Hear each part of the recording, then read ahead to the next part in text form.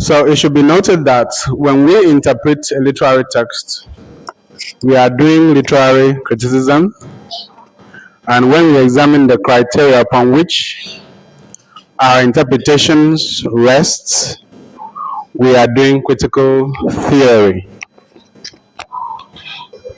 So we defined literary theory as a body of ideas and methods used in the practical reading of literature. We defined literary theory as what?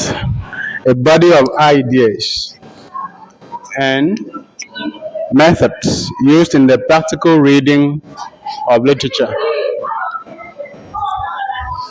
Your reading cannot be technical, your reading cannot be flawless, your reading cannot be professional if it is not guided by a set of critical principles. As informed as the critic is, as educated as the critic is, he or she still needs to be guided by a set of set down standards or principles in the interpretation of literature. That means the critic's opinion at the end of the day has to be informed by existing rules in literary criticism. So it is important that the critic should study everything else, but most importantly, the critic should be armed with the rules of literary interpretation. It should also be noted that literary theory is the description of the underlying principles by which literature is described, studied, and understood. Literary theory is the description of the underlying rules. Literary theory is a description of the underlying rules, underlying principles by which literature is described, studied, and understood.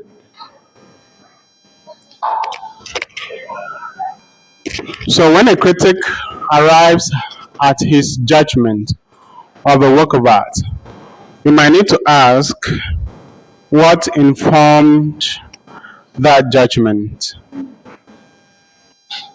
how he got there. Because I said in the last class, the critic is also accountable to the people who read his critique. That's why the critic cannot be arrogant. He cannot be the only judge. Every judge is guided by the Constitution and by the extant rules of the court. Same as the critic. The judge cannot say you are guilty just because he wants to find you guilty. The judge will only say you're guilty because he has looked at the evidence, looked at what the law says, and listened to all sides. The critic is the judge in any literary enterprise. The critic is the judge in any literary enterprise. But he cannot say, this book is good, this one is bad, just because he wants to say so. Maybe because you have annoyed him, or he doesn't like you. Okay? No. When he wants to say that, or if he has said that, then his decision must be guided by extant rules of literary criticism. That's how it works. So the critic cannot arrogate unnecessary powers to himself when he does not derive those powers from existing rules in the critique of literature. That's how it works.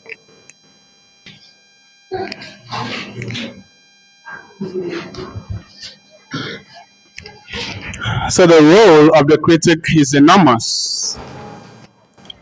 The role of the critic is enormous. And you must understand how important the critic is in the book business, in the business of literature.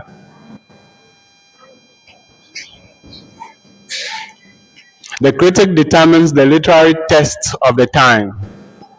The critic determines the literary taste of the time. Taste is spelled T-A-S-T-E.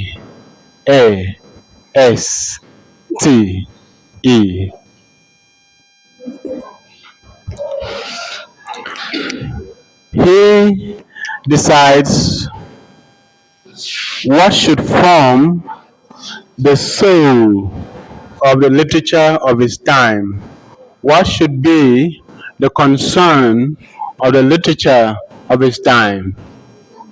What the subject matter of the literature of his time should be.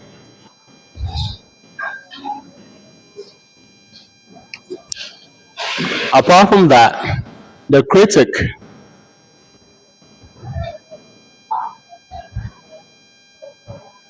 guards against poorly written literature gaining entry into the market, into society.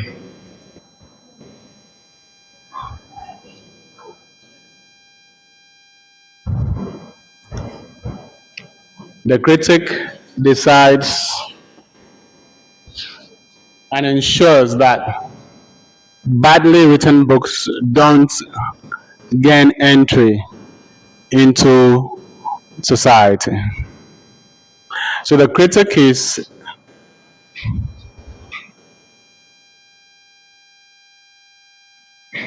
a censorship agent, if you like. Censorship agent.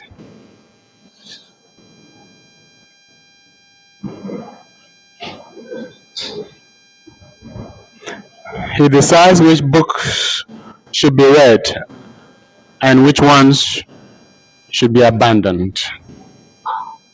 The critic decides which books should be read and which ones should be abandoned. We rely on the critic's opinion to judge which work of art is great and which one is mediocre. We rely on the judgment of the critic to decide which work of art is great and which one is mediocre.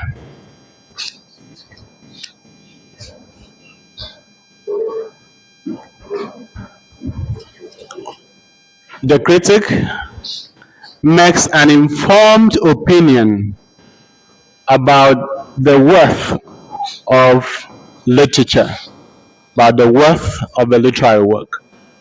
The critic makes an informed opinion about the worth of the work of literature. Remember that we said in the last class that criticism is as inevitable as breathing. Criticism as inevitable as breathing, because you must make your opinion known. You must make your impression known. But most of these impressions are usually uninformed, given by laymen. People are not lettered enough to understand the workings of the literature of the time, the principles and the rules that guide the interpretation, the reading of literary works.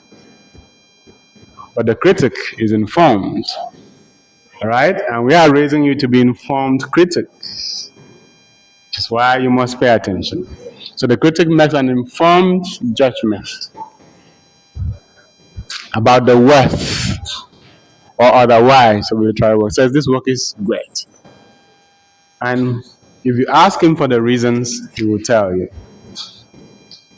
And the reasons are located in the rules that specify what make a literature great. The critic is a mediator. The critic is a mediator. The critic is a mediator.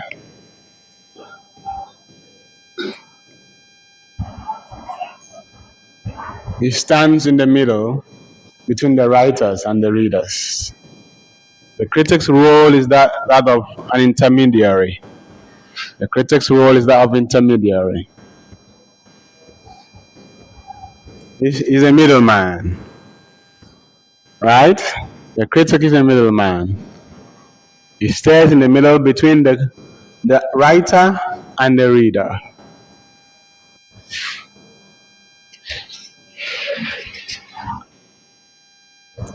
By his criticism of books, authors know what constitutes the test of the literature of the time, what they should write about, how they should write, what they should focus on, the themes they should raise, depending on who the critic is. For instance, if an infantist critic picks up a work of art and does not see the child being given a central role, he will chide the author. You have made male characters, you've made female characters. I don't see children here. Or if there are children, they don't play important role. I am an infantist and I'm saying you must centralize the role of children in your books. And next time when the author is writing, he will think more about his children characters. Apart from that, the critic also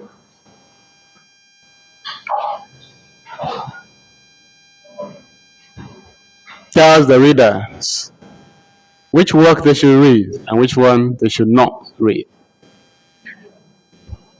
Because he is the first person to read the work and interpret it for the general audience in society. So he will say, I have read this work, I think you should read this one. So the critic here is a reviewer. The critic here is a reviewer, the first set of persons to read the book and interpret it for readers in society. Right? This book is good for children. This book is good for leaders. This book is good for motivation. It's the critic's work to do all of that. And then you go to the market and say, I'm looking for this book because it's good for motivation. I need a book on motivation.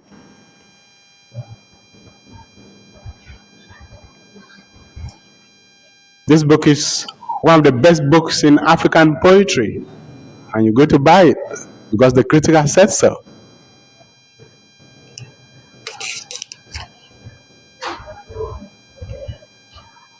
So it should be noted that books tend to die when ignored by critics. That's how powerful the critic is. Books tend to die when they're ignored by critics. Books tend to die when they're ignored by critics. So the worth of a literary work is seen by how it has been criticized by critics over time. How it has been talked about in literary circles over time. And so when the critics ignore a text, that text is as good as dead. But as long as the text is being talked about, then the text can never die. Books tend to die when ignored by critics. So we've had instances, critics are human beings, they're not gods. So we've had instances where critics have ignored certain books while the author was alive because they didn't think much of it until another generation or many years after, when another critic picks up that book and finds something to discuss about it. And once that happens, everybody now begins to take interest in that book. But it was ignored by critics at the time the book was published. But later in the years, another critic picks up the book and begins to talk about it, and the book becomes popular. It has happened many times in literary history. So that shows you how powerful critic is. So as a writer, you need to court critics. You need to do what?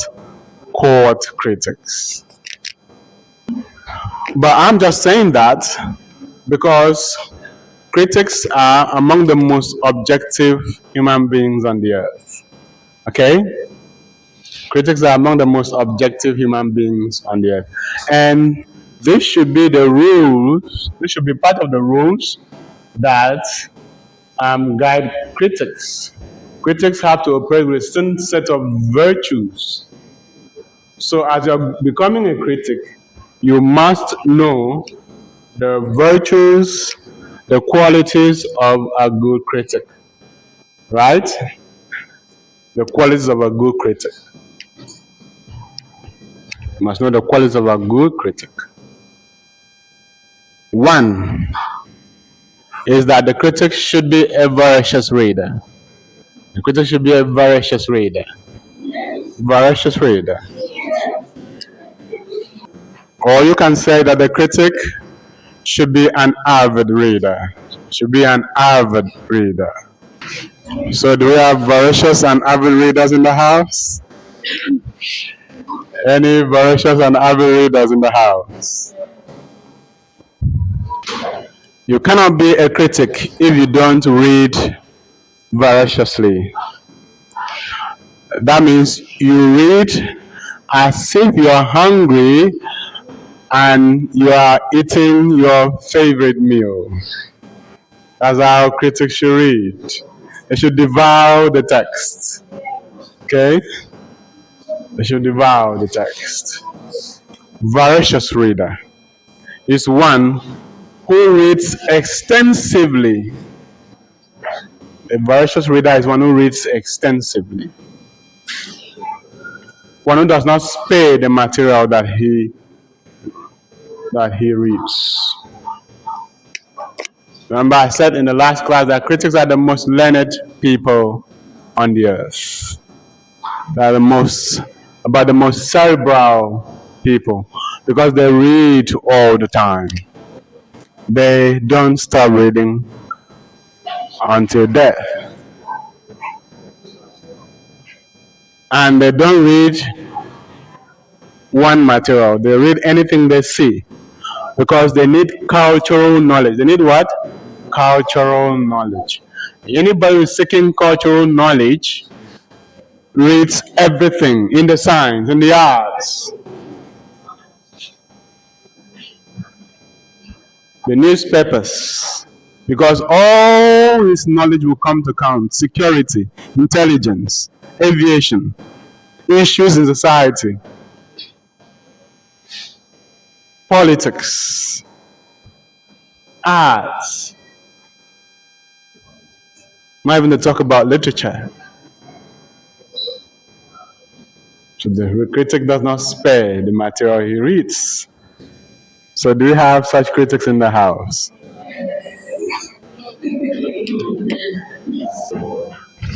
So the second quality of the critic is that he or she must be objective. He or she must be objective.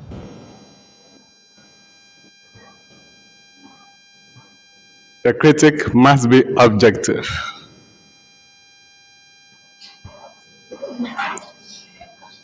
Objectivity defines the critic.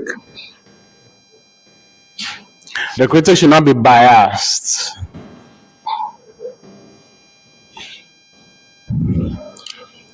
meaning that the critic should be detached, to be impersonal, should say the truth, should be honest. Critic should be honest. If you are going to be a critic, you must be honest. You must be objective. If something is true, you say it is true. If it is not true, you say it's not true. If the book is good, you say it's good. If it's bad, say it's bad. Even if the book belongs to your friend. You understand? You shouldn't tell your friend, no hard feelings. There's nothing I can do. Our friendship continues, but I have to say the truth. Okay? So that's why in the normal world, critics don't have many friends. Okay? They don't have many friends because human beings don't like the truth. Okay? Human beings want you to flatter them.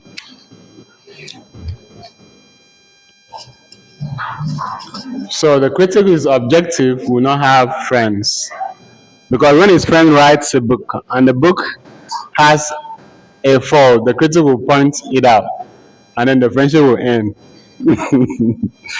except except the author is an understanding person. Okay? So most critics are lonely. They don't have friends because of years of speaking the truth.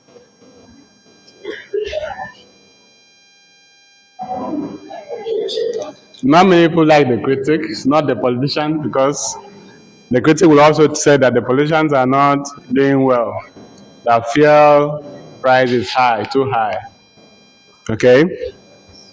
So it is a lonely path. A lonely path. This path of criticism. Okay?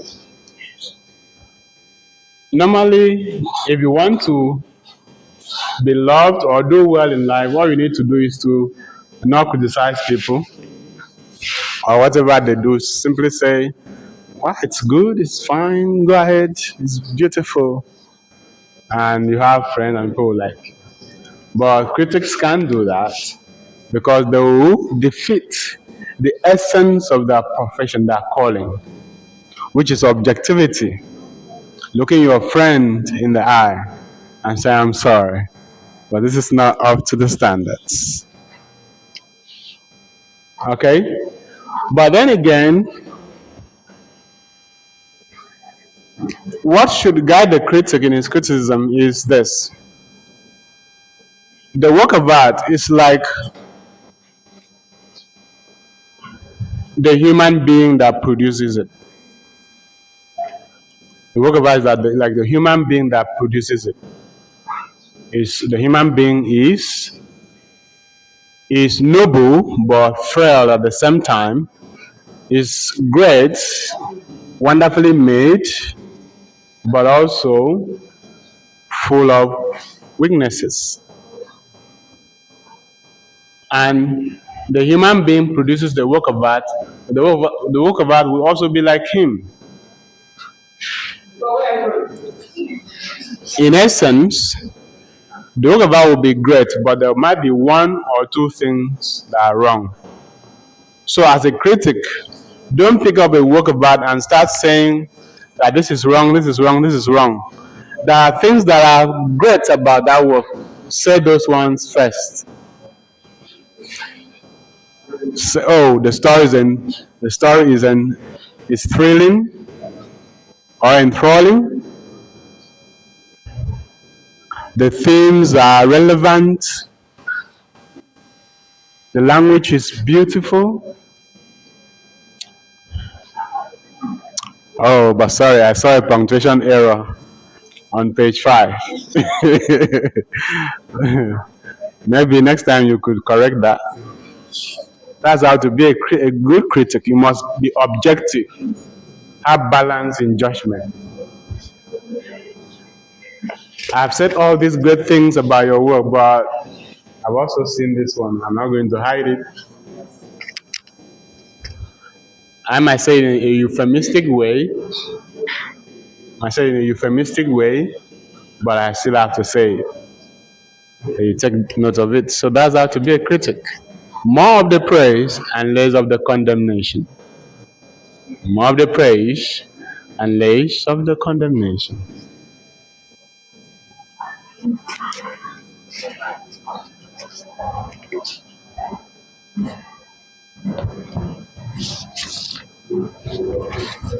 So,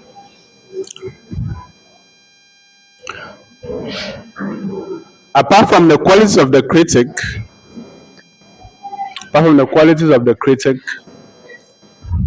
apart from the qualities of the critic that we mentioned, the critic himself should or herself should also be a master of the language of expression. The critic should also be a master of the language of expression. As the language that you're using to criticize the work, you should master it. The critic should be a master of the language of expression. The language used in the criticism of the work should be mastered by the critic. That is, if you're criticizing the work using English, your English should be flawless. So the critic is painstaking. The critic should be painstaking. The critic should be painstaking.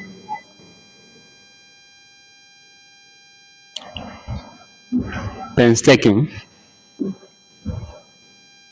Should be diligent.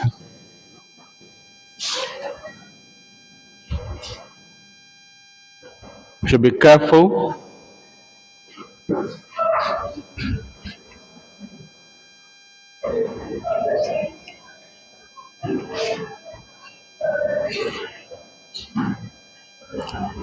So, the critic should also master the language of criticism itself.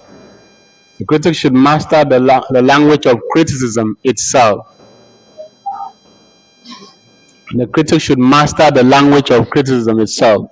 Criticism has its own language.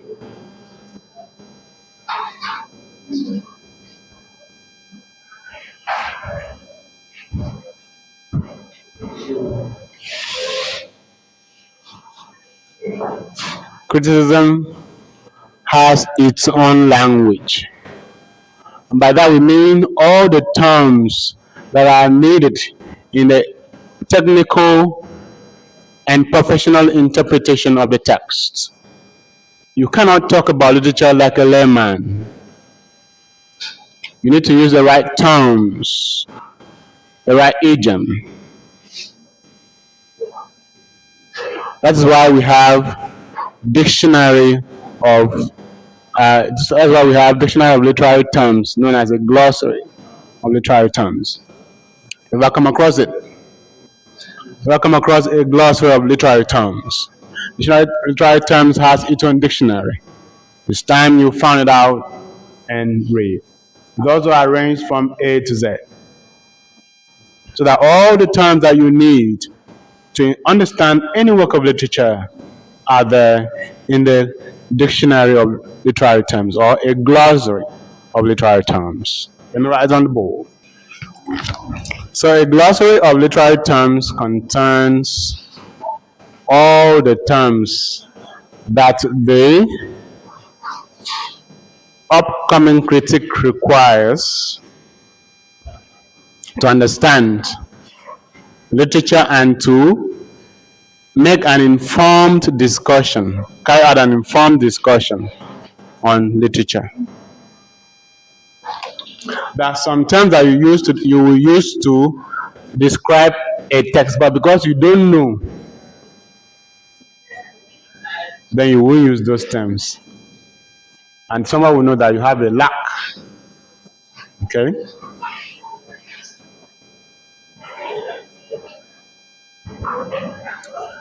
For instance, you come across a poem that has 19 lines.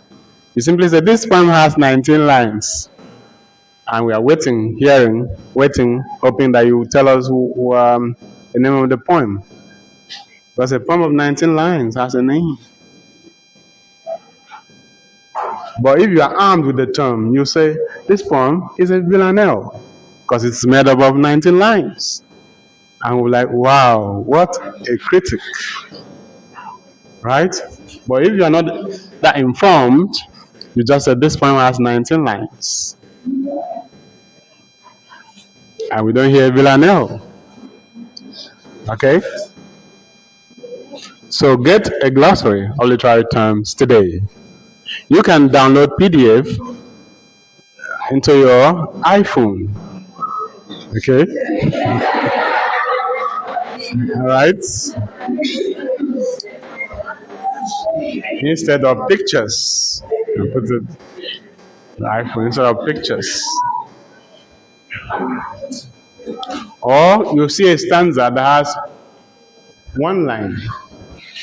Stanza has one line stanza in the poem. And so this poem has this stanza has only one line. That's layman, right? As a layman's language. As a critic, you're supposed to use a term, all right? And that's what? And that's what? Monostage.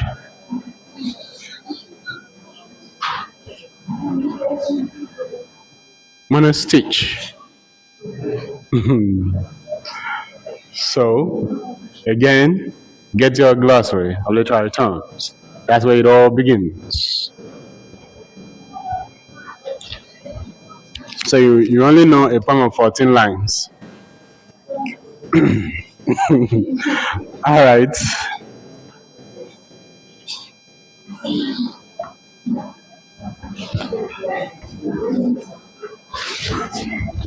So in practical criticism,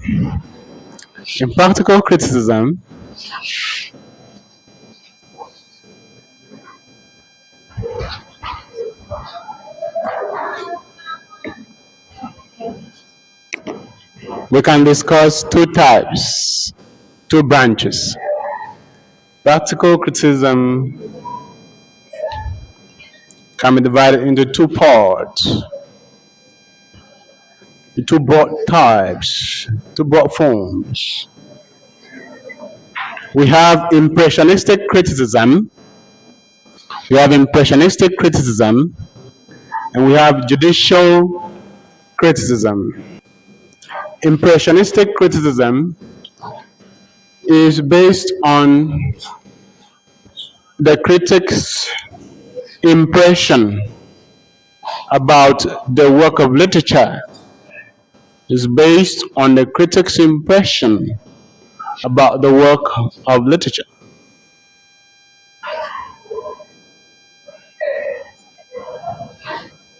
It is based on feelings and emotions. Such criticism is based on feelings and emotions. It is not usually based on logic. It is not usually based on logic.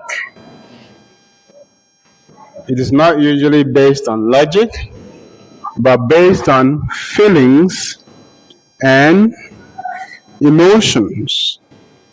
Based on feelings and emotions. It is the most common type of criticism, especially among lay people.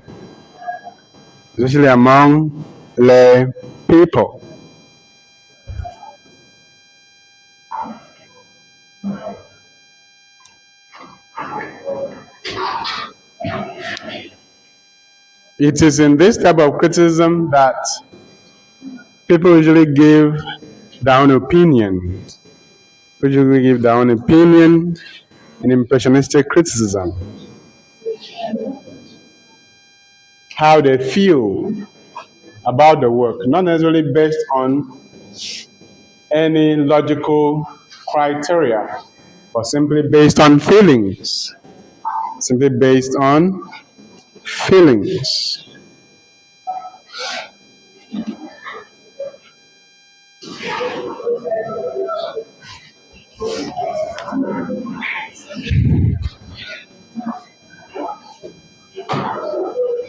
That is why we are saying, some people can read a work and say, and just react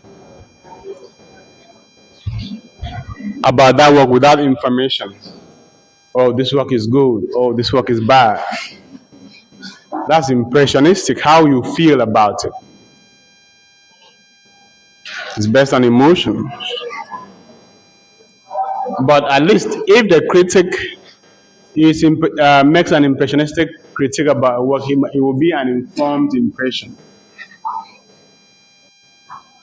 So judicial criticism uses the organization, the style, themes, and techniques of a literary work to discuss its effects. In judicial criticism, the critic uses the organization, the style, the themes, and techniques of a literary work to analyze its effects.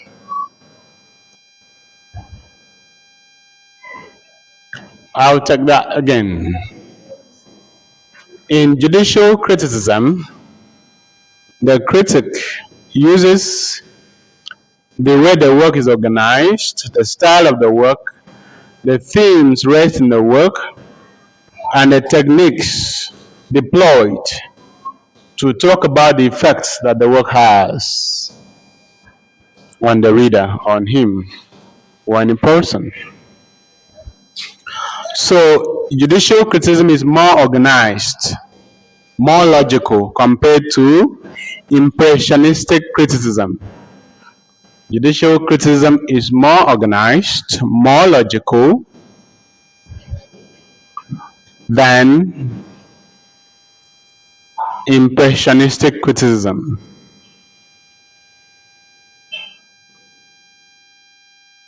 Because judicial criticism makes use of certain literary principles.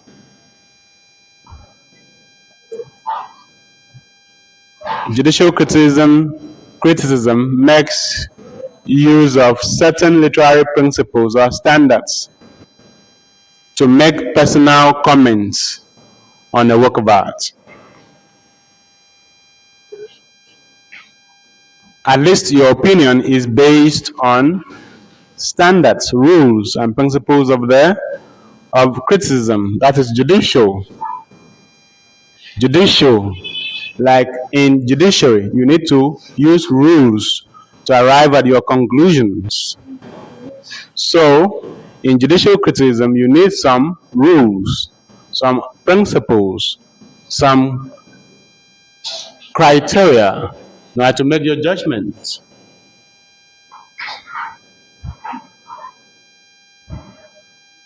So take note of that. Then we also have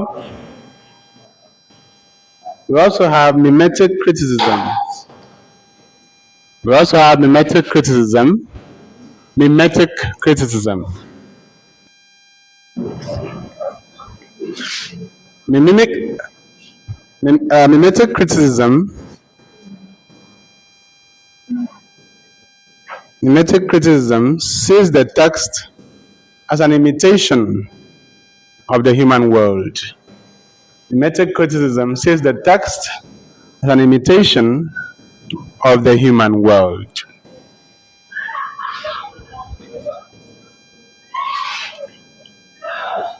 Mimetic, taken from the word mimesis. It is in mimetic criticism that we define literature as imitation of reality. So we want to see how close the author is in imitating the real world or reality, the truth. So mimetic criticism is about stating how the text imitates the human world, the real world. So because literature is a mirror of society. Literature is a mirror of life.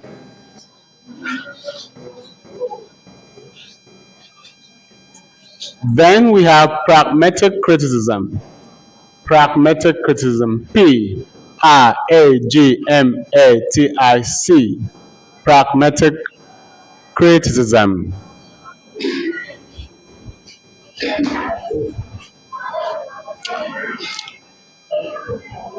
In pragmatic criticism, we view the text as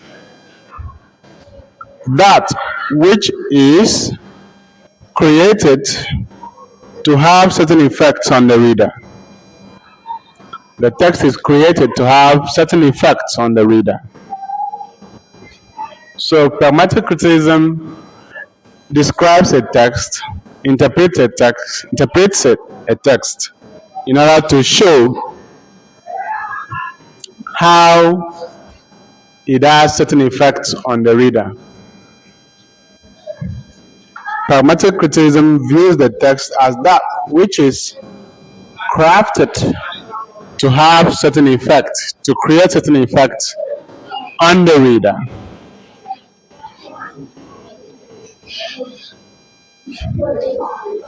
Then we have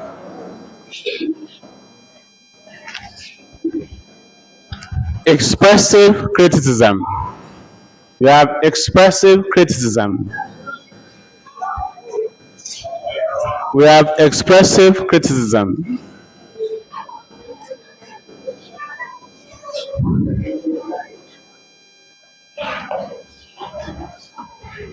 This type of criticism is directed at the author. This type of criticism is directed at the author. And it aims to show the text as an expression of the author's mind. It aims to depict the text as an expression of the author's mind. Expressive criticism aims to depict the text as that which expresses the author's mind.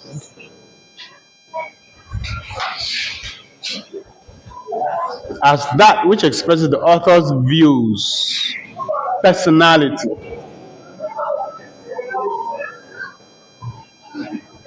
So you read the text in expressive criticism, you read the text in order to understand the author.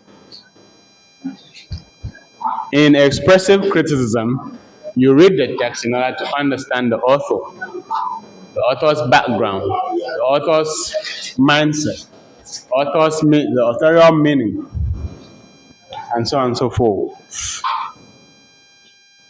It is author directed. Expressive criticism is author directed. And then we have objective criticism. We have objective criticism.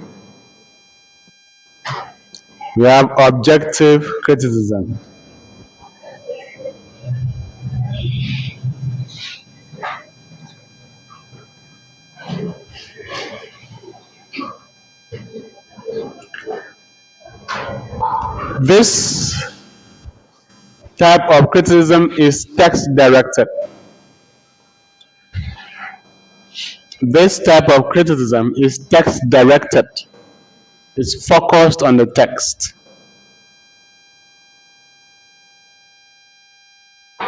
And it sees the text as being independent of the author.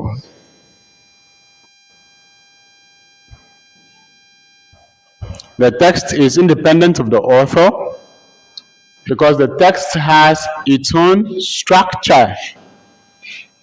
In objective criticism, the text has its own structure, independent of the author. So we focus on the text in order to understand what it means. In objective criticism, we focus on the text in order to understand what it means.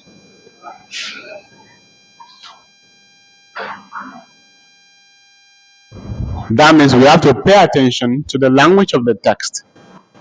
because only the text itself can yield its own meaning. We don't have to look at the author. We don't have in expressive criticism, we look at the author. In mimetic criticism, we look at the human world and look at the text to see how close they are. But in objective criticism, we focus on the text.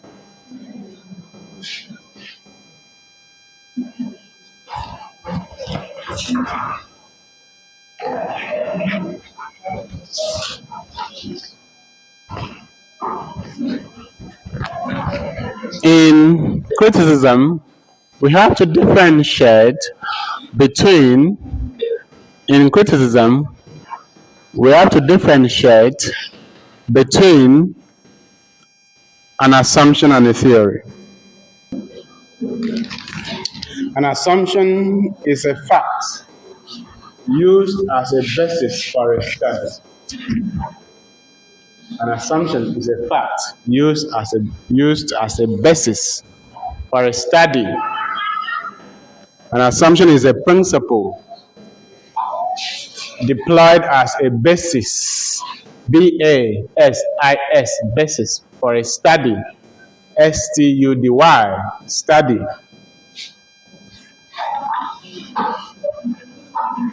Assumptions can be challenged. They are not immutable, they can be challenged. Assumptions can be challenged.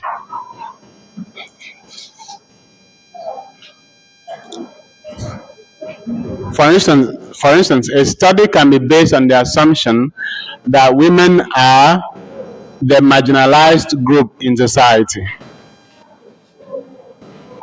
It's just the basis of the study.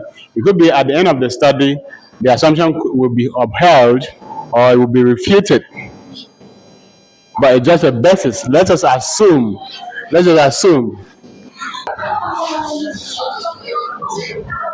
Assumptions are facts whose proof is doubtable. Assumptions are facts whose proof is doubtable.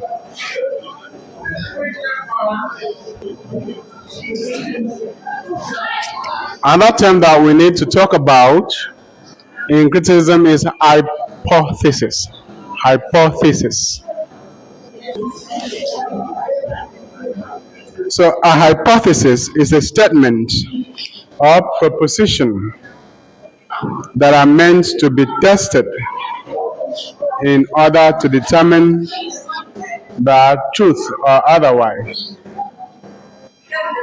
A hypothesis is a statement or proposition meant to be tested in order to determine the truth or otherwise.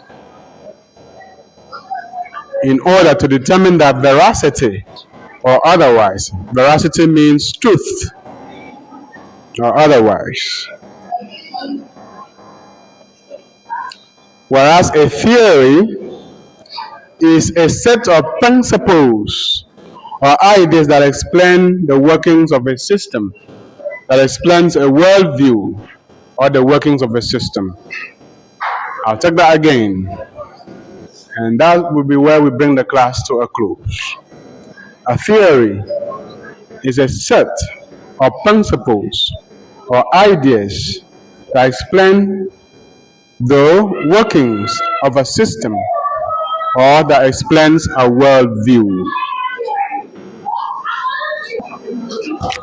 Theories usually explain how the world works, how things work. Theories usually explain how the world works or how things work.